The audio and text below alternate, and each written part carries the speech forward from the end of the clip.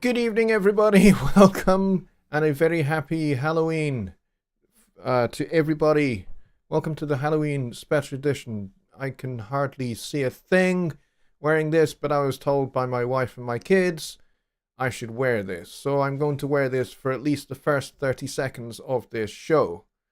And I think we may be past 30 seconds. So I think maybe I should take that horrible thing off now.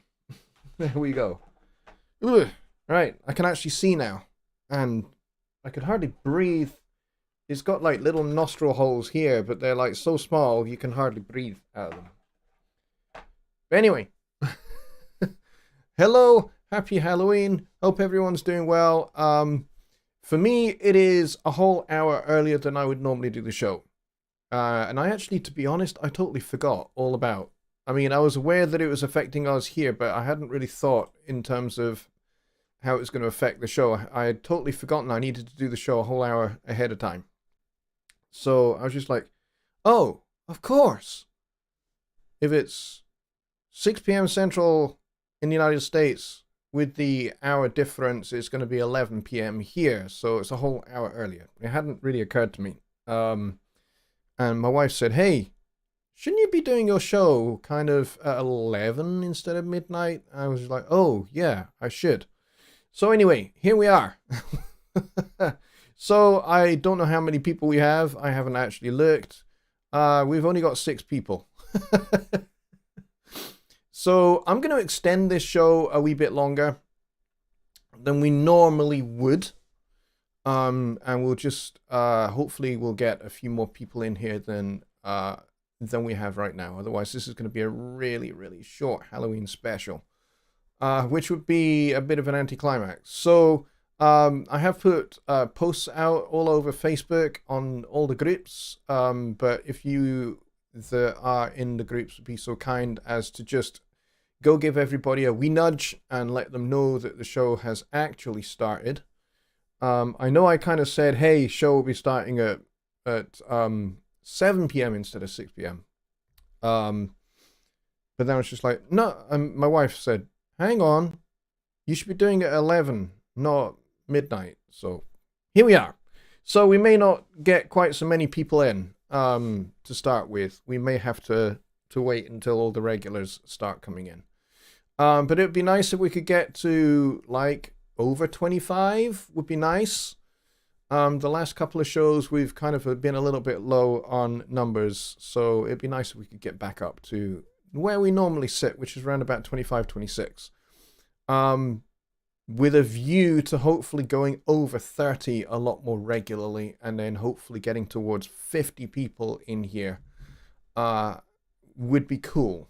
If we could set 50 as a new record for 2023, that would be awesome. Now, the other thing to note with regard to the channel as a whole is that we are less than 150 subscribers away from 5,000 subscribers.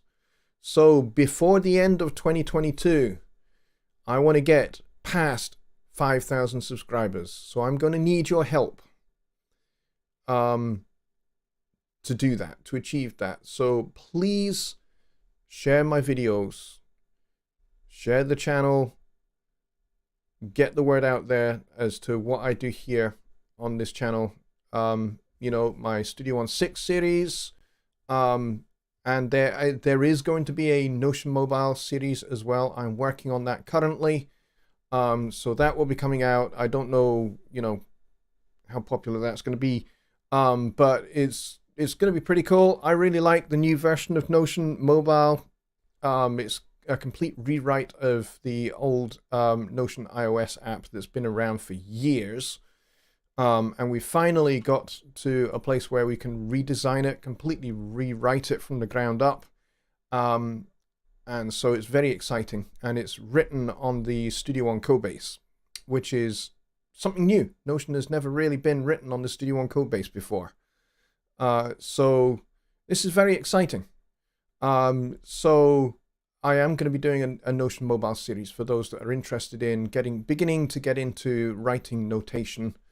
I'm going to go over some of the basics and make it very, very simple. It is a very, very simple app to use.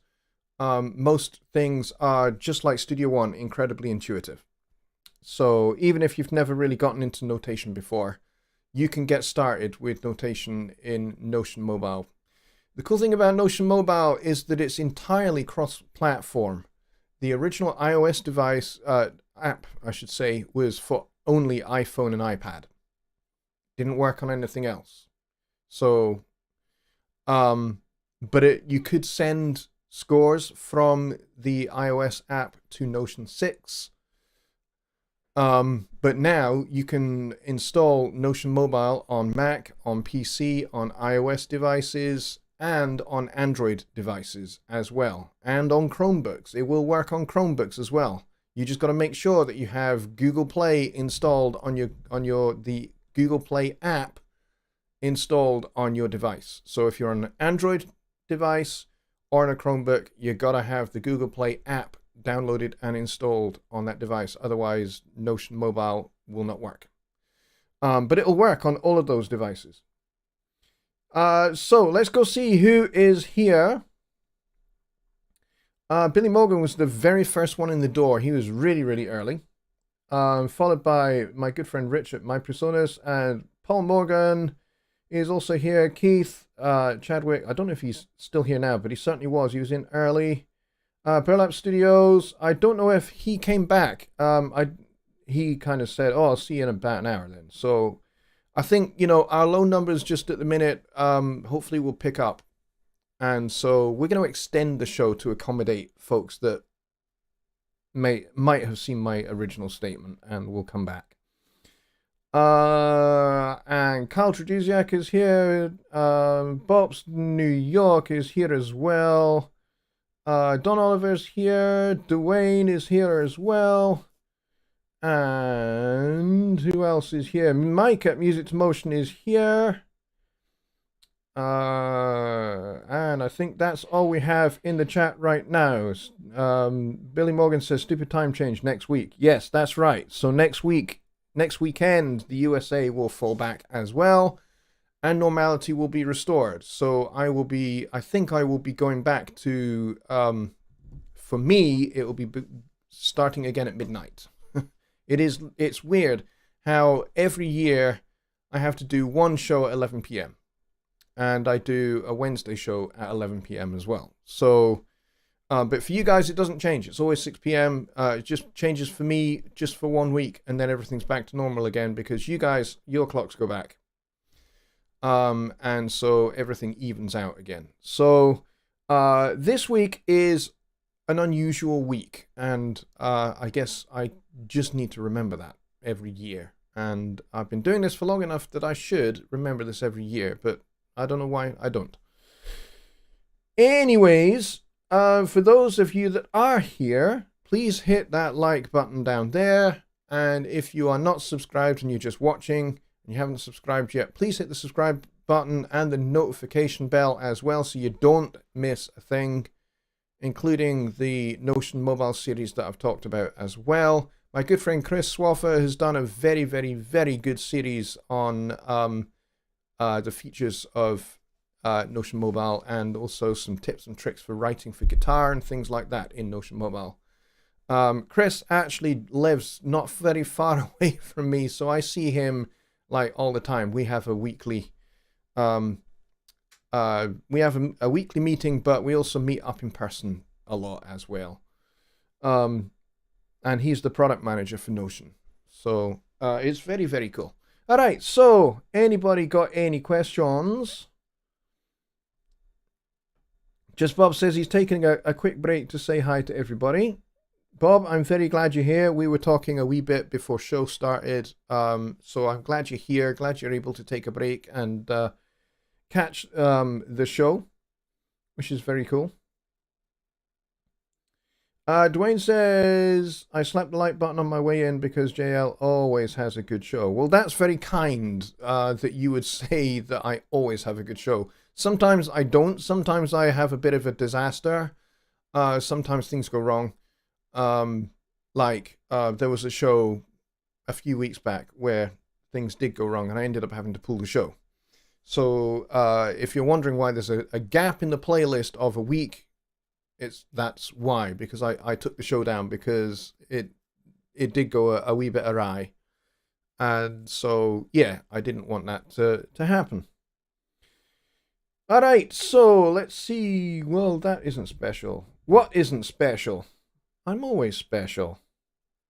My wife says I'm very special regularly. And I think she might be talking about my sense of humor, but I'm not sure. All right, so seeing as it's Halloween, I think we should talk a wee bit about music that scares. And we can certainly cover this again on Songwriting Simplified on Wednesday as well. Music that scares and why music can evoke so many different emotions, from joy and elation to despair, madness, and deep, deep sadness, as well as evoke fear. Music is incredibly powerful at being able to do that. So maybe you guys could pop into the chat music that you know that for you personally evokes fear and why you think it does that for you. What is it about that piece of music that evokes fear? Now, you're going to have to summarize it because we only have 200 characters, I think it is. So you're going to have to do it in extremely edited forms. But yeah, get into the chat music that you know, and you can cite the composer or the artist, and basically just give something very, very highlighted, maybe just one particular thing about that song that evokes the emotion of fear in you. Thank you, Billy. That's very kind. Thank you. Kyle says minor keys played in a low register. Yeah, that can evoke sadness as well. Like,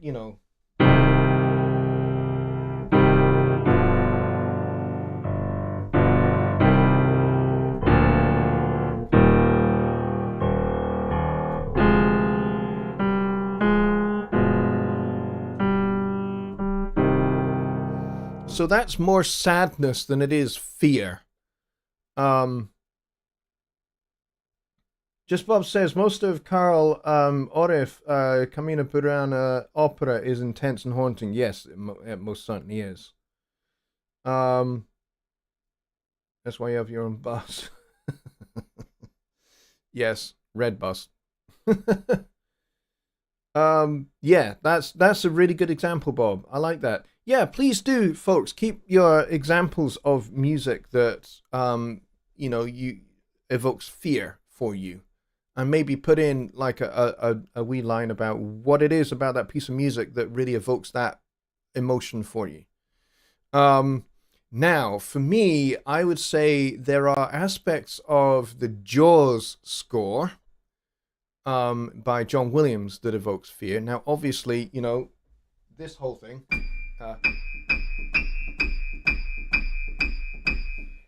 that will evoke fear in anybody because it's discordant. And if the whole idea was that little semitone theme every time the sharks appear was to evoke fear, and it was combined with other kind of lower register strings as well. So the whole thing was just really discordant. And of course the music for the shower scene from that horror film, I can't remember what it's called.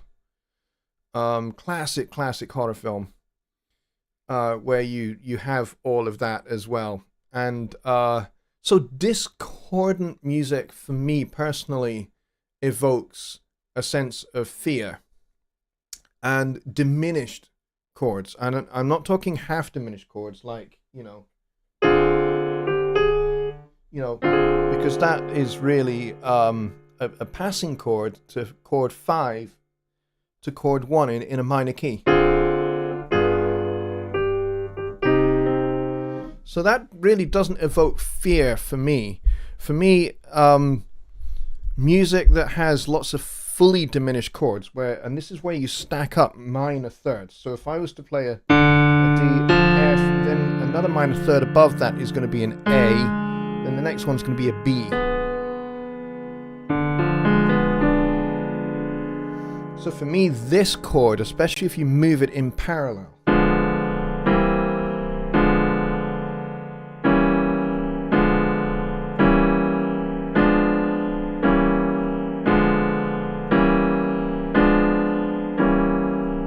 I find that really personally unsettling because it's a very, very dark chord anyway. It's kind of like if music was to go from light to dark progressively, it does it by flattening the intervals within a chord. So D major, D, F sharp, A, C, flatten the third, you get D minor. Flatten the fifth, you get D half diminished, and then if you flatten the seventh, double flatten it, so you get it to a B natural or a C flat, you get that D full diminished chord.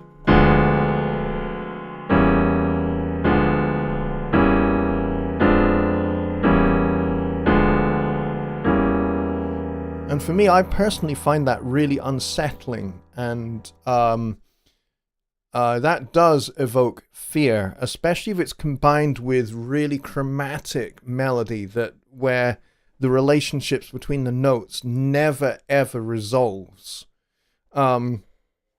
So for me, also the music from Schoenberg's Tristan and Isolde, the opera that he wrote, does that for me as well. I find that really, really unsettling because the whole piece is based on 12 note rows where all the notes in the row have no relationship to any other note. It's a system that Schoenberg devised called the 12-tone note row. And the idea was that from this 12-note row, you derive your melody and your harmony for your work. So you've limited everything to only 12 notes. And those 12 notes, the rule is that each one of those 12 notes must not have any musical relationship to any other note in the row. And so they're really hard to devise because, we automatically think about relationships with notes. So, you have to avoid things like major thirds, fourths, fifths, fourths. You have to avoid all of those kind of regular intervals within the note row. So you devise your note row and you have to make sure that each note does not relate to any of the other notes in the row. It's really quite hard to actually do. But when you create it, it sounds really unsettling because no note relates to any other note.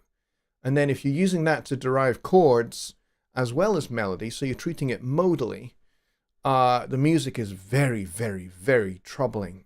And actually quite hard to listen to if you're not accustomed to it. You're not used to, kind of what it is and how it works. If you've never heard that kind of thing before, you'll just go, this is just weird. This is just, that's not music.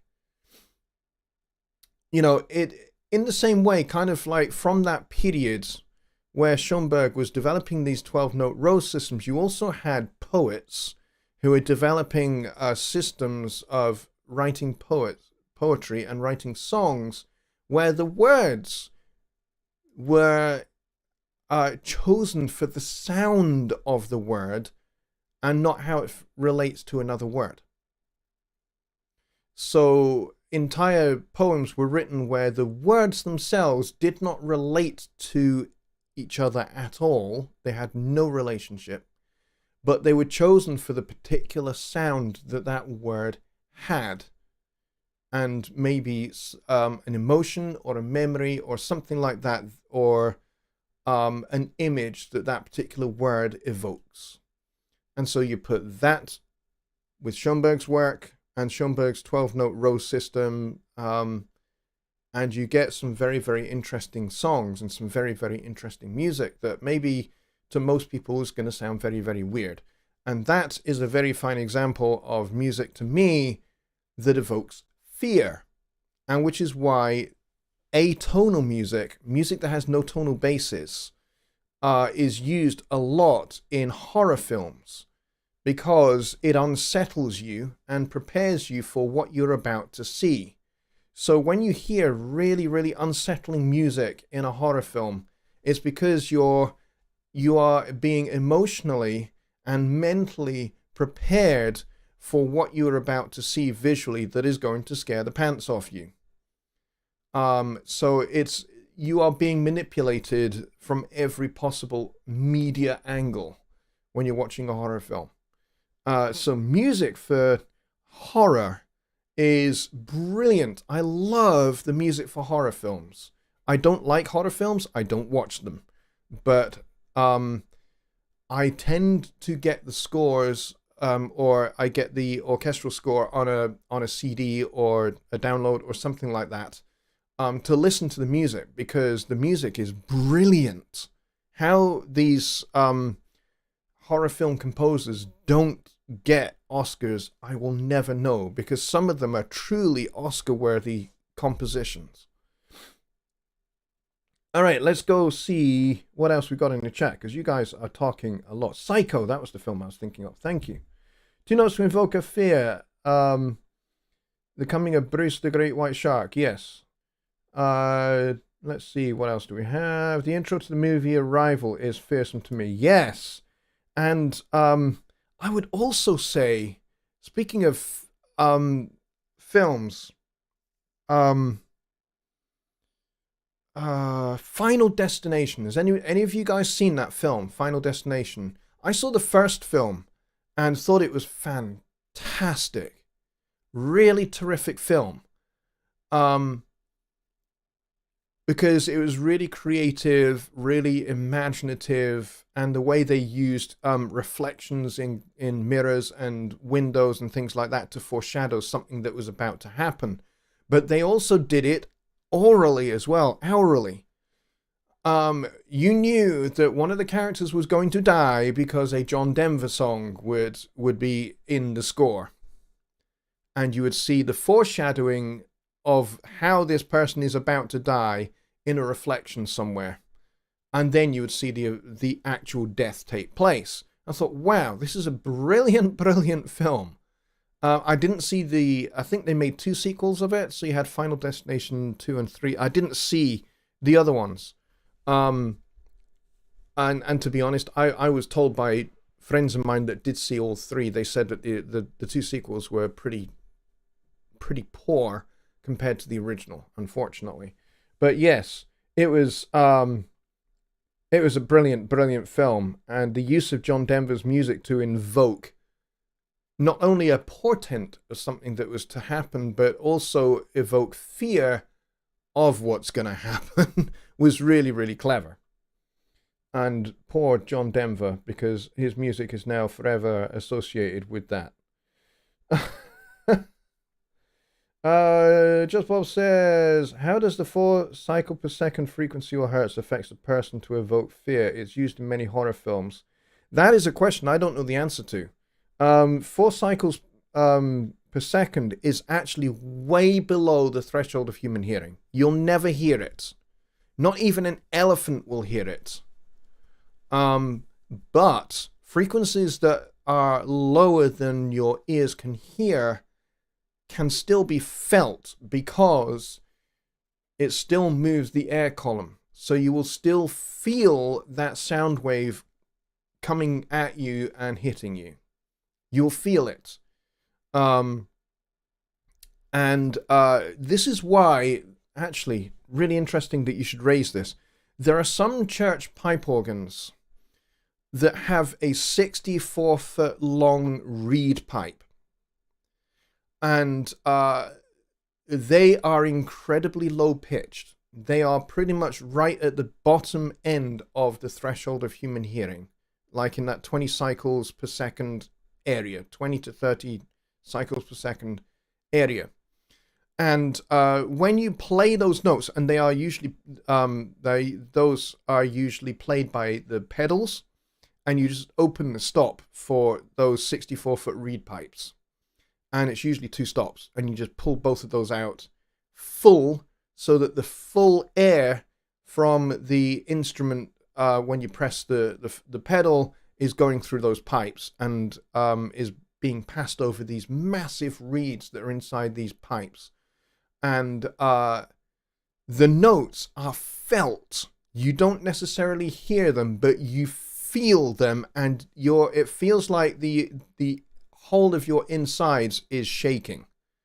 Especially if they are played full and at full volume, really, really loud. You won't necessarily hear it as a loud note, but you will very much feel it. And that can certainly invoke fear, for sure. And the reason why 64-foot reed pipes were installed in some church pipe organs was to invoke that sense of awe and fear from a reverential point of view. So not fear as in terror, but fear as in reverential fear, so that you revere the presence of God in the church. And so there are some hymns where it would the hymn would start with that low pipe note, and it would also end with that low pipe note, so you feel it rather than hear it. So that's a really interesting point that you raised there, because you don't hear it, but you feel it, and it can certainly do that to you. Let's see, 20 cycles per second moves the crap out of you. It certainly can do. If you need to have the crap moved out of you, 20 cycles per second at very loud volume will do that. And it takes several seconds to fill the pipe with air. Yes, it does. You have to play the note early in order for it to be, for the sound to come out the pipe. Oh, it's 5 films. See, I didn't even know it was 5 films. But I watched the first one, and I think I watched like a wee bit of the second one, and just went, you know what? I don't think this is as good. I was hoping that they would continue the idea, because, you know, when you get to the end of the first Final Destination film, spoiler alert, not everybody that was on the plane dies. Or is caught up with by death, shall we say. So, you know, they think, hey, we've kind of escaped here. So I thought, hey, that's interesting now, because now sometime later death will catch up with them. It'd be interesting to see if they get complacent about it and exactly how death is going to catch up with them. But yeah, I didn't really like it, to be honest. It was, you know, it wasn't really as, for me personally, as imaginative as the original first film was.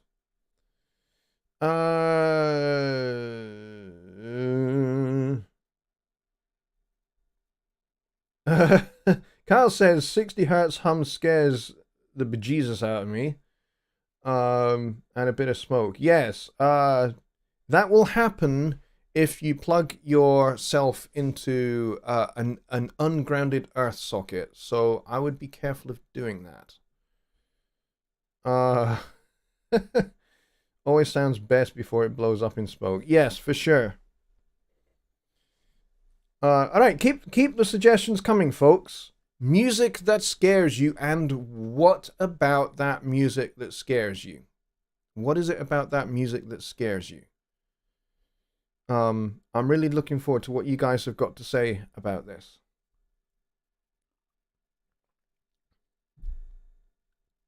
Because there's always something about music or a certain piece of music that will scare you.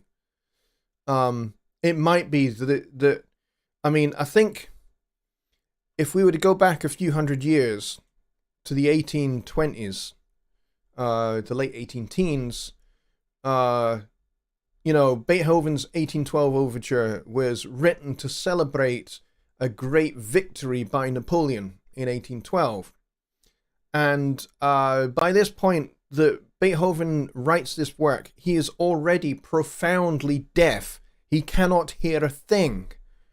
So he is totally absorbed in this cerebral world, like he has an orchestra in his head. And that's what enables him to write the music. He can't refer to a piano because he can't hear it. It's all done in his head. He hears the music in his head and he writes it down. A little bit like what Mozart did, except, Mozart had hearing. But the final section of that overture has unusual percussion in it, shall we say. Unusual in that it's cannons. And I'm not talking about the musical form of a cannon. I'm talking about actual guns with actual projectiles. I don't think they fired projectiles. I think they fired blanks, but certainly they made a heck of a lot of noise. And Beethoven scored for cannons in the final part of the 1812 overture. I can imagine that not only would the orchestra be scared of the exceedingly loud volume of these cannons, but the audience as well, because they won't have been expecting it. And then suddenly, boom, these guns are going off. I would imagine that his audience would have been scared to pooping themselves, I would imagine. And I would imagine the orchestra, when they first rehearsed with the composer and these cannons, would have gone, right, that was scary. Let's maybe not have guns in any future works. Hey, Ludwig, maybe not such a good idea, because you can't hear it, but bloody hell, we can!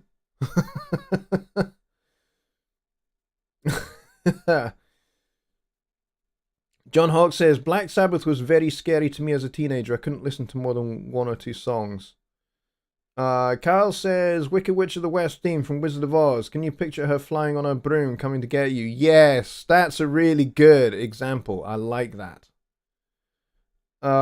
It's the low end that intrigues me as it changes in the intro into the movie Arrival, says Dwayne.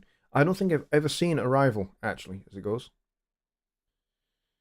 Bob says, if I dare, Black Mass by Lucifer, the EDM analog from the 70s, that should scare you. I believe it's a guy named Garrison. I have no idea who that is or that music, but interesting.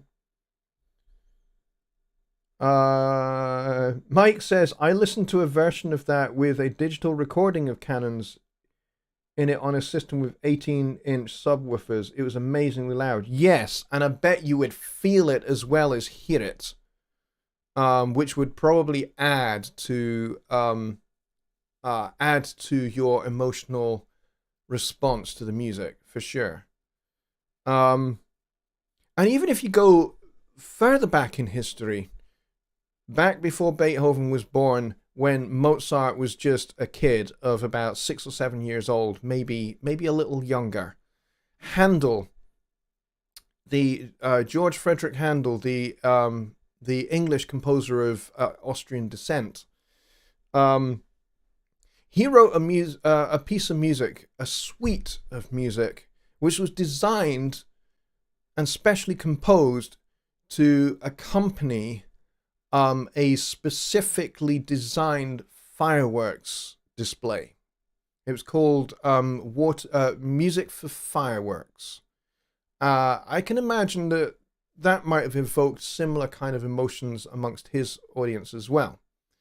Being that kind of there wasn't really that much in terms of low end sound back then, because bass instruments like double basses back then in the early classical period, the end of the Baroque and beginning of the early classical period, they were not very loud. You couldn't really hear them, which is why you'd have to have about 20 of them, so that there was some bass notes there that you could hear. But because, so they weren't very loud. Whereas now, the technology for making double basses is so much better. They are much, much louder now, and of course you can put little piezo mics on them so that you can hear them a lot easier. My upright bass had a little piezo mic in the bridge, and I could just run the jack cable into an amp, and I could play like I was playing an electric bass, but playing an upright bass, and I could be heard when playing with a jazz group or a big band. But yeah. Double basses back in Handel's era were not very loud, so there wasn't really a whole lot of low end, so you couldn't really use that low end trick to evoke emotion that we've been talking about. But yes, the fireworks music was maybe a foreshadowing of Beethoven's later experiments with actual cannons. Let's see. Zeppelin, Whole Lot of Love When You're Stoned is... yeah, that's kind of a different kind of thing. Sharp pitch of major SPL will wake up. Yeah, it certainly will. Anything by Justin Bieber is scary. No explanation needed. Oh, yes, absolutely. Absolutely. And Mike and Billy have mentioned a certain soprano sax player, whose name I shall not mention, because it is Halloween, and I do not want to evoke this particular individual. You know what I mean. But yes, so all joking aside, I'm sure we all have particular music that actually evokes fear in us, not just that we just don't like that particular type of music. I mean, I could say that about the certain individual that I'm referring to. Actually, his music doesn't scare me. It makes me want to vom. That's the physical reaction I get whenever I listen to his music. I just want to chunder for Scotland. I'll be honest. Abby and Dave has just walked in the room. Hello, mate. Good to see you. But yeah, the music that I wrote for the intro that you heard, I entitled that there's the scary movie films, and there was a line from that where one of the guys says, "I see dead people," and he's referring to I think another movie. It's a reference to another movie, and he goes, "I see dead people," and I kind of borrowed that, and I called it "I See Stupid People." And so what I wrote there for the intro music was kind of what goes on inside me when I see just downright stupidity. And I'm not talking politics or anything like that. I'm talking stupidity in the broadest, most general sense, because that's something that does evoke fear in me, actually. So what I did with that was I mean, the interesting thing about that piece at the beginning that I played is that it's actually not in a minor key. It's in D major. But I used two different organ loops. One is in D major, the other one is in D minor. And that was deliberate because I wanted to have that clash between the minor third and the major third, so that you aren't really sure whether it's major or minor. Because that is another way in which you can evoke a sense of mystery, or a sense of uncertainty, or a sense of being out of balance, out of whack, out of kilter. And so that kind of D major, D minor thing, I could have called it D minor or minor, maybe something like that, minor, because it's both major and minor at the same kind of time. So I can show you how I put this piece together. I need to be over on the Studio One screen. There we go. And I'll show you exactly what I did for this. So I've got some multi-instruments here that I kind of layered up, and I've done some automation. And then there's my laughs, and then there's some orchestral percussion in this as well. So if we start with this guy at the top here, it's just a synth kind of pad.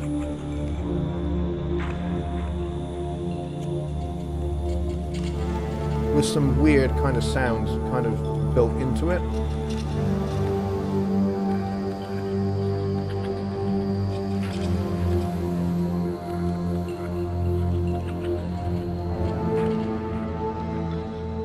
And then I layered that with this guy here. Another synth sound.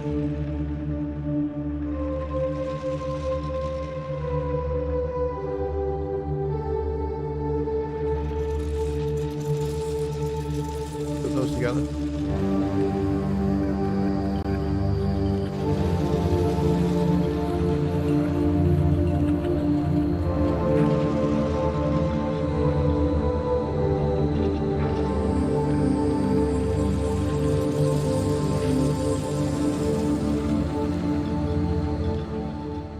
And then I combined it. This one here drops out, so we're left with the original.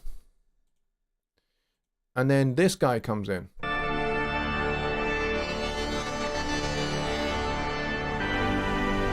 Which is in the major key.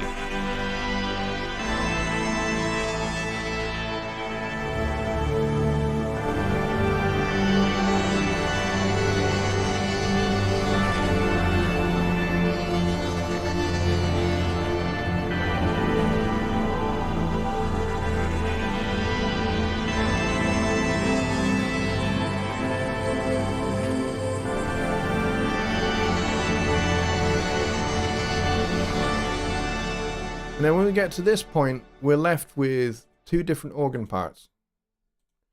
So we got this one here. Oh, it's not really an organ, this is more another synth.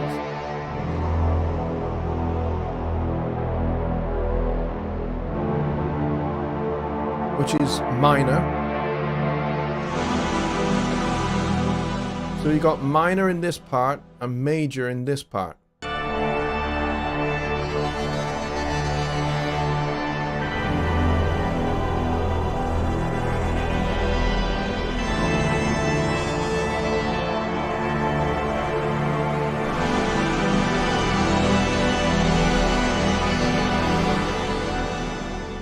Alright, so, and then I did a laughter track.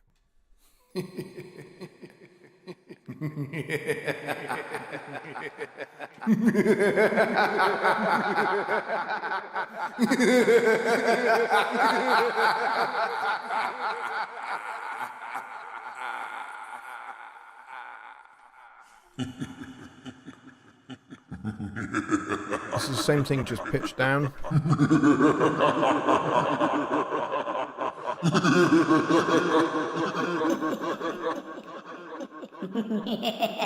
And this one's pitched up.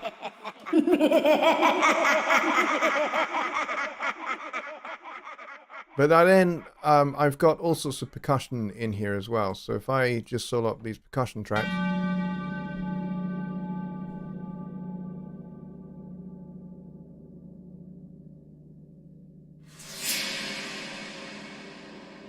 This definitely, for me, adds kind of that sense of fear as well, kind of using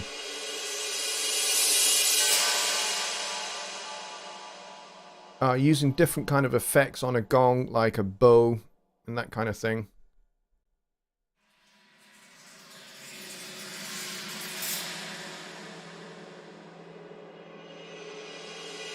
Cymbal rolls.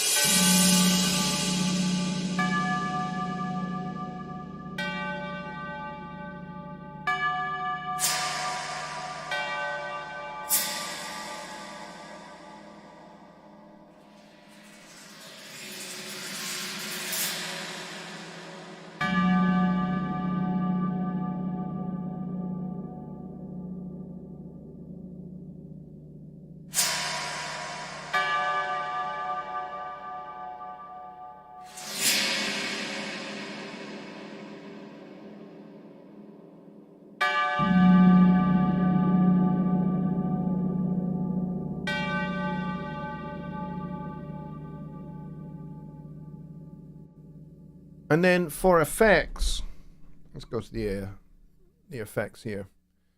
So I'm using bit crushers on pretty much everything, all the synths, and splitters because these are multi-instruments, layers of different synths, and then a phaser and some saturation on all of those. And then I've EQ'd some of these percussion tracks. And then we've got loads of reverb and loads of delay to just kind of make the thing just ridiculously ambient. And then when we put the whole thing together,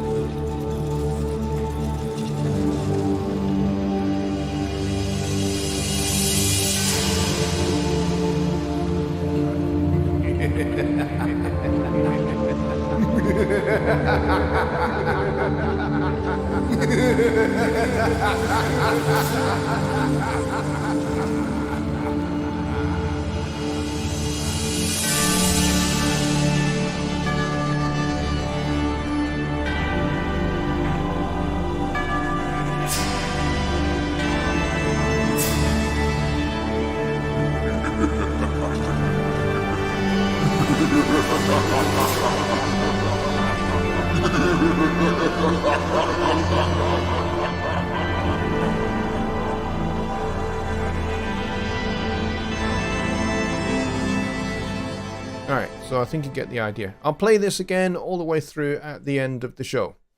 Because and hopefully you guys enjoy it as much as I did actually making it. It took me maybe about 90 minutes. I wrote this last year for last Halloween, so I thought I'd revisit this piece again because it was just a load of fun to do.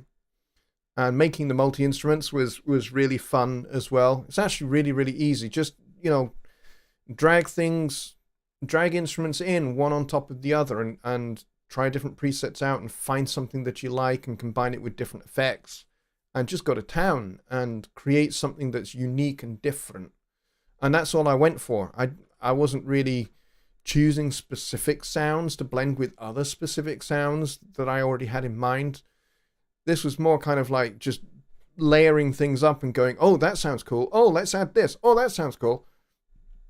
And that's kind of how I went about creating these multi-instruments, by the way. So it was just, just more fun than anything else.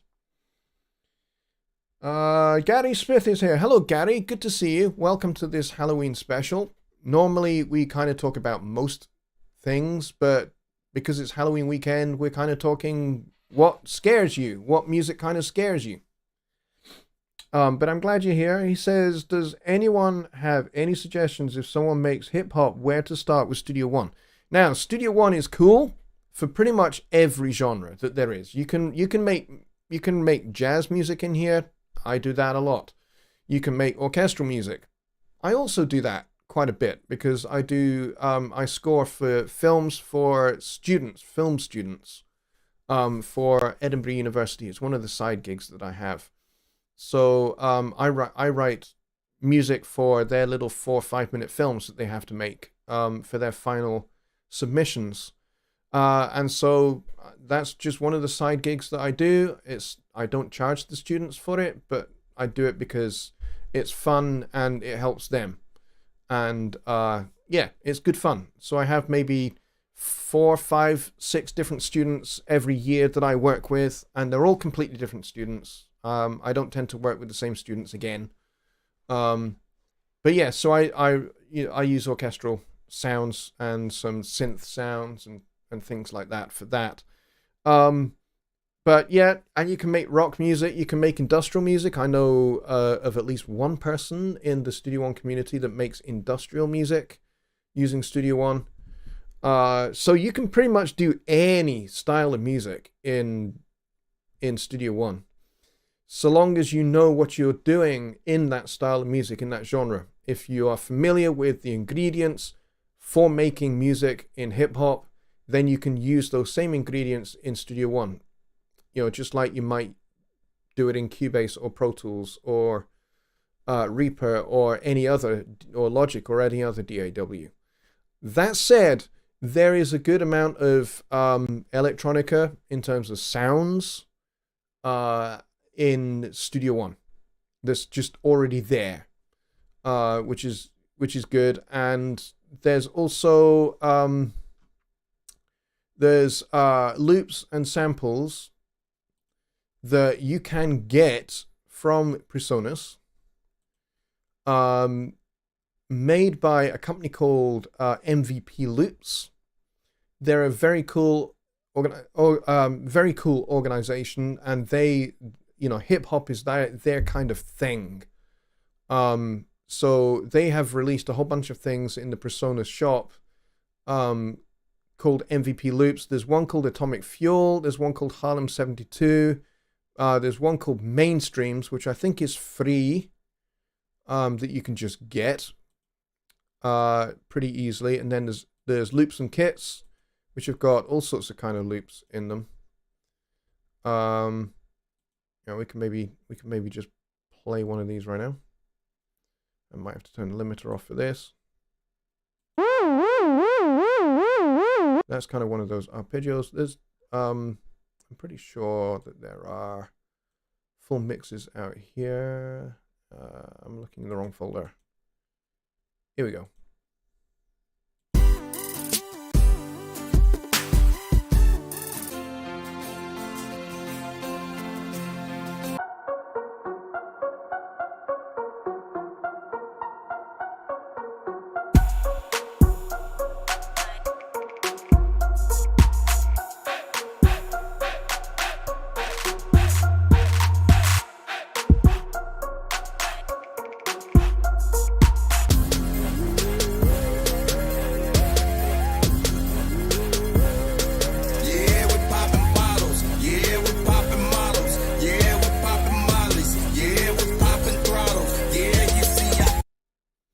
So there's stuff like that. That's all directly in Studio One, and I realized that I'm not showing the screen, so you probably couldn't see it.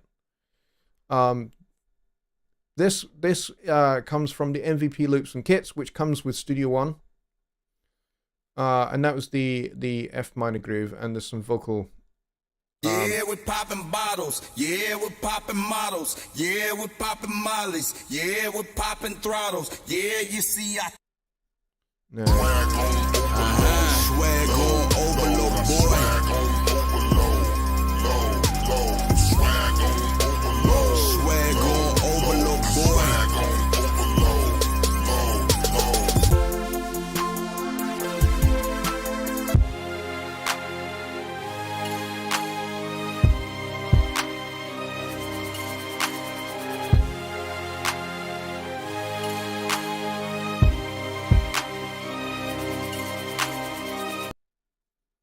Yeah, so there's a few different things there that you can get your hands on for hip hop and that kind of stuff. So I hope that helps answer that question for you, Gary. Let's see. Carrying on the theme here for scary music. Just Bob says the score for the original Omen movie with Gregory Peck was creepy. Always felt like I'm at a celebration of something evil and not welcome. Yes. The score for the original Omen film is glorious. It's one of the best scores of its genre, in my opinion. For sure. Amy Dave says, my favorites are The Exorcist, IT, Silent Hill. Silent Hill is very scary, that's for sure. The Fog. Yep, absolutely agree with those. Let's see. 8 likes and 16 people in chat. Yes, smack the like button, please, folks. If you have not done so already, I would appreciate it. If you're dead, okay, we're up to like 15 likes and 20 people here. Awesome. 20 people is a good number. So if you are just joining us, we're talking Halloween and we're talking music that invokes fear. So if you have a particular piece of music that evokes that particular emotion in you, put it in the chat. Tell us what it is about that piece of music that evokes fear in you, makes you scared, makes you fearful. Please do get that in the chat. If you're watching and you don't have access to the chat, that's because you haven't subscribed yet.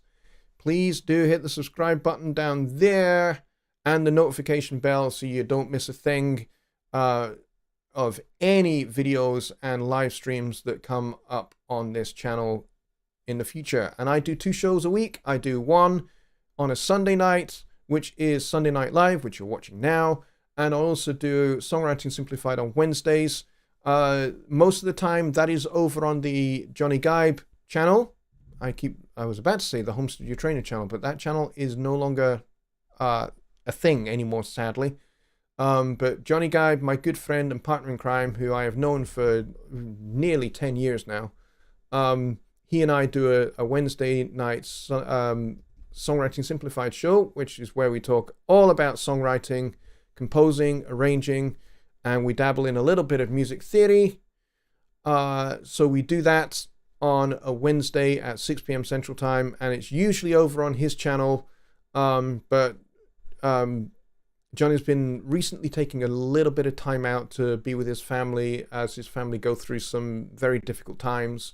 So I've been hosting the show here myself. And so I think for the most part, we can consider going forward that I will be hosting Songwriting Simplified here unless I tell you otherwise, unless it's confirmed that it's going to be over on Jonny's channel and we're going to do the show together. I like it when Jonny and I do the show together, but it's just as cool doing the show on my own. I'm cool with that. So please hit that subscribe button, and then all you have to do is just wait a few minutes, and then the chat will be unlocked, and you can say hello, and you can contribute. You can tell us what piece of music freaks you out and why it freaks you out and makes you scared, because that's what we're talking about tonight. Let's see. Ambient Dave says, I'm discovering the delights of the scratch pad for spooky ideas. Cool. Yeah, scratch pad is very, very cool.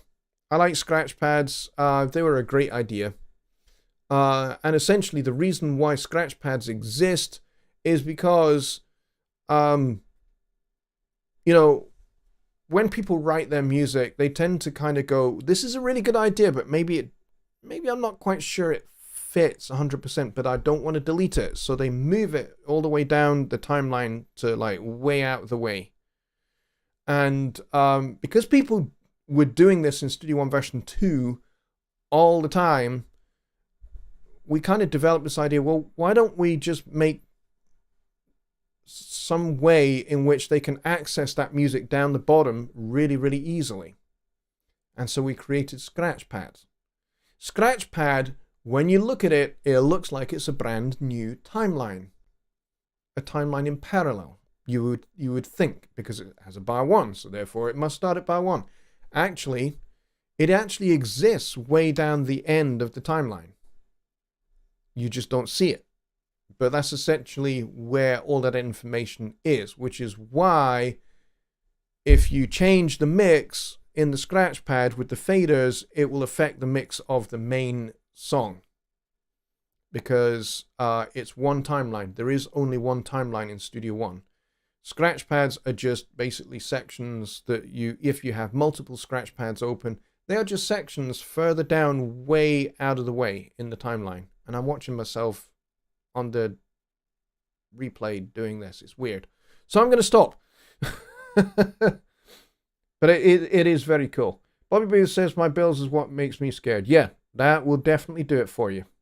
Especially if when your postman arrives and they put the bill in the mailbox. If it's accompanied by, then you know you're in trouble.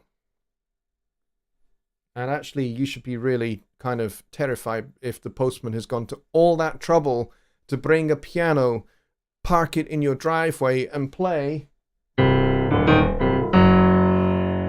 then put the mail in the box and then run away, taking the piano with them. That should freak you out for sure. Rockwell, somebody watching me. Yes, that's very, very cool. Pretty sure any atmosphere can be scary in films, especially those surround sound films. Yeah, they can, but I think we're more talking about the music that evokes that. because music definitely helps evoke something that you see. You know, if you combine what you see on the screen with music as well, then it really helps kind of underpin what you see on the screen, and helps really engage your emotions, which is kind of what we're talking about. But yes, you're right. John Lake says time travel. Cool. Yes. Yes, indeed. This show is, for me personally, here in the UK, an hour earlier than normal. But yes, if you're in the United States, if you're in the Central Time area, it's not going to affect you at all. But for me, I should be starting my show 4 minutes ago. That's the weird part about it. Just Bob says, enjoying the show. Gotta go. Gotta finish putting the kitchen sink in. All the best, Bob, and I hope that install goes well for you. Bell Up Studio is laughing, and Ambient Day says, visiting the dentist and the bill. That's really scary. Yes, I would imagine it would be. The Not Chosen is here. Welcome. And they say, Jaws scares the crap out of me. Yes, it would do that to me too. I have seen it, and I've actually seen Jaws a fair few times, and I would concur that it has that effect on me too. John Williams' score, you know.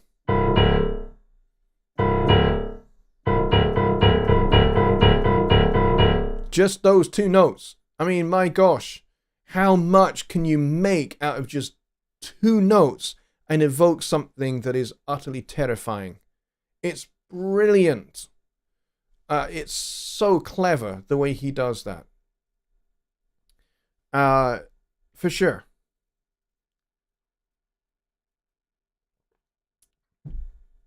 Yes, surround sound definitely does have a part to play. But we're talking more specifically about music here. But yes, you're right. Surround sound is particularly scary. I went to see the 1997, I think it was 1997, film Titanic, starring Leonardo DiCaprio and Kate Winslet, directed by James Cameron. I saw that in the normal cinema, and then I saw it maybe about 2 years later in the IMAX cinema. So it was kind of in 3D and surround at the same time.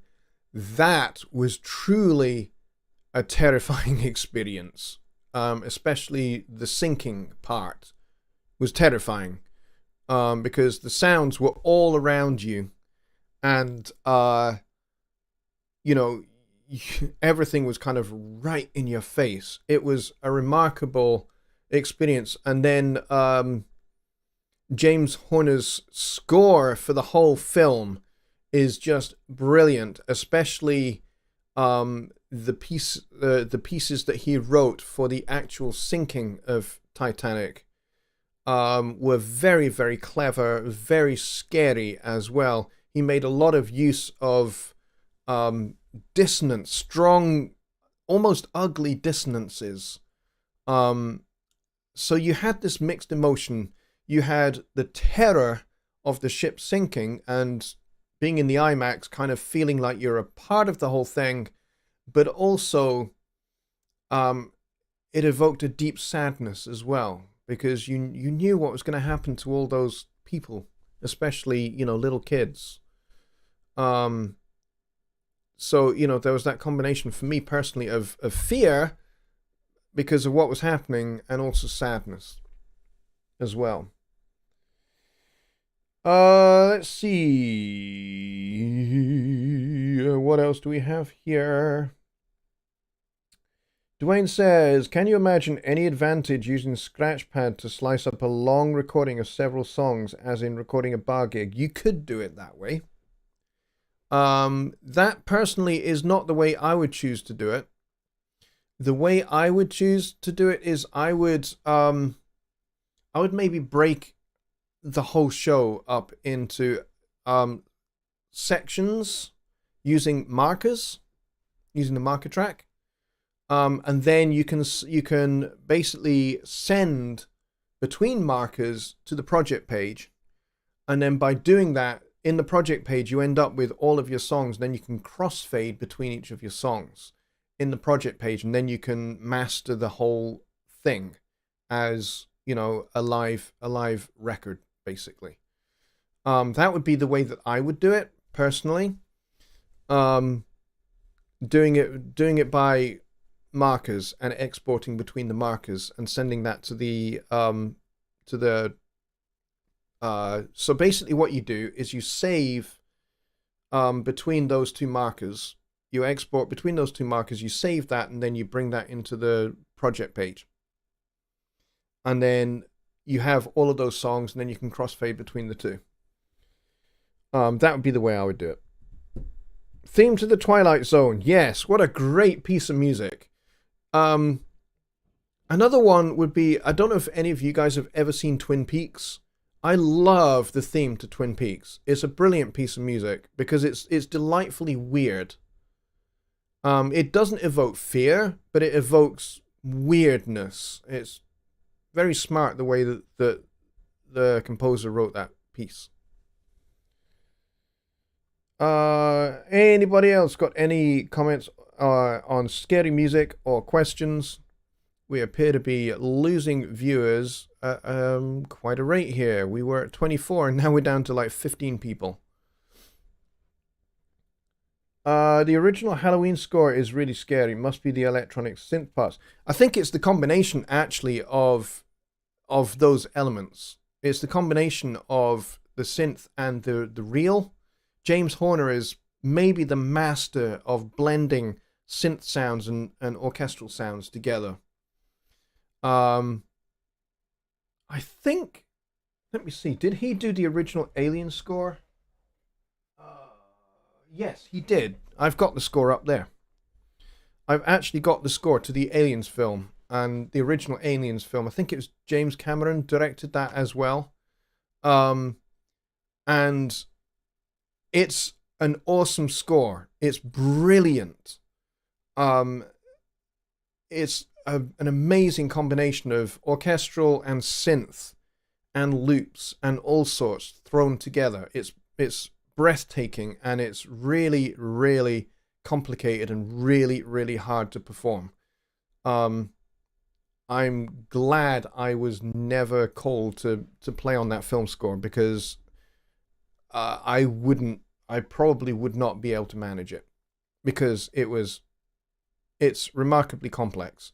But I've got the score and I've got the CD, and I read through the score as I listen is one of the things I do. And it teaches me about orchestration, and it teaches me about how Horner blends those synth and real orchestral sounds together in that really unique way that he had.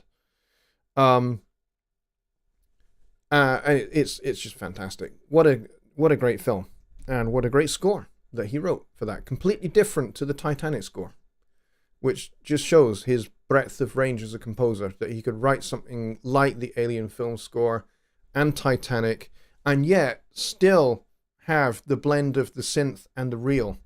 I think he also did the Apollo 13 score, which again has that blend between human voice. I think it's Annie Lennox that did like wordless vocals for it, plus orchestral, plus synths as well, and loops. There's like digital loops and things that undergird that as well. And so, you know, all those films are completely different, and yet you can tell it's James Horner because of the signature sound that he has, the signature orchestrations and things that he has. And yet each one of those films will evoke a completely radically different set of emotions. Really, really clever composing, for sure. All right. We are at 13 minutes past midnight here, and we are losing viewers dramatically here. We've lost about 10 people in the last, 5 minutes. So, if anybody has any other questions, we will carry on. But if not, we will end the show here. It is a slightly extended show. And I think next week, the United States, your clocks go back as well, so we should be restored to normality. So next week on Sunday should be at the normal time, for me anyway, here in the UK. So my UK subscribers, it should be back at midnight.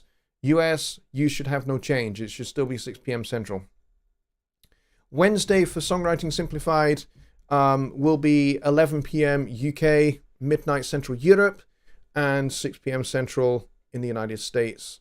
And as I said, it'll either be here on my channel or it'll be on Jonny Gibe's channel. I will confirm when I find that out from Jonny. I have yet to have a conversation with him. I don't know if Mike is going to do an after show Zoom party or not. If he is, he would be welcome to. But he doesn't have to if he doesn't want to. But otherwise, I'm not really seeing any other questions here. So if you are typing away, please type more furiously and quickly.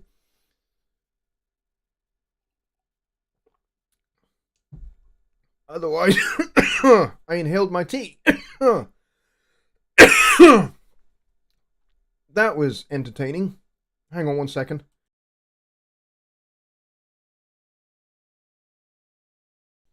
Whatever you do, never inhale your tea or coffee or any other beverage. It's not very entertaining. So Mike is going to do an after show Zoom. So if you would like to join us over there where we can talk more about scary music, we can do that over there. The link is in the chat. And I will see you over there because it's early for me. So I'm happy to be over there for a bit longer. All right, folks, I will bid you all a very good night. And I'm going to play my piece of music called I See Stupid People. And, oh, John says he has a question. But it's off topic. Okay, John, let's have your question and then we'll wrap the show. So I'll give you a couple of minutes to type, seeing as you've said you've got a question. I'm happy to get that question answered. For sure. And it doesn't matter, it's off topic, it's fine. So we'll just wait for John to get his question in. And then we'll call it a night. Dwayne says, another awesome show by Jonny Lipsham. Thank you very much. Oh, John says next time. Okay, no problem, John. If you've got a question that you want to kick the show off with, like something that's broad or is something that maybe could be a topic, then just drop me an email. If you go to the website down there, jonnylipshamstudios.co.uk, and scroll down to the bottom of the webpage, and there's a contact form there. Fill that out, and just put in the subject, just put Sunday Night Live show idea or whatever it is, and then you can there's no character limit there, so you can just say what you want to say and ask the question in full, and we can start the show next week with your question. I'd be happy to do that, John.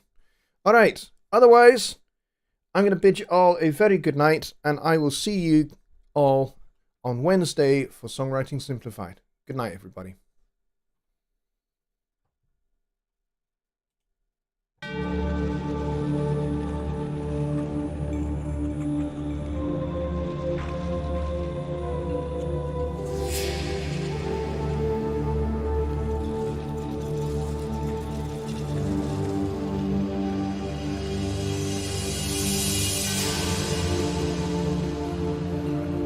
Ha ha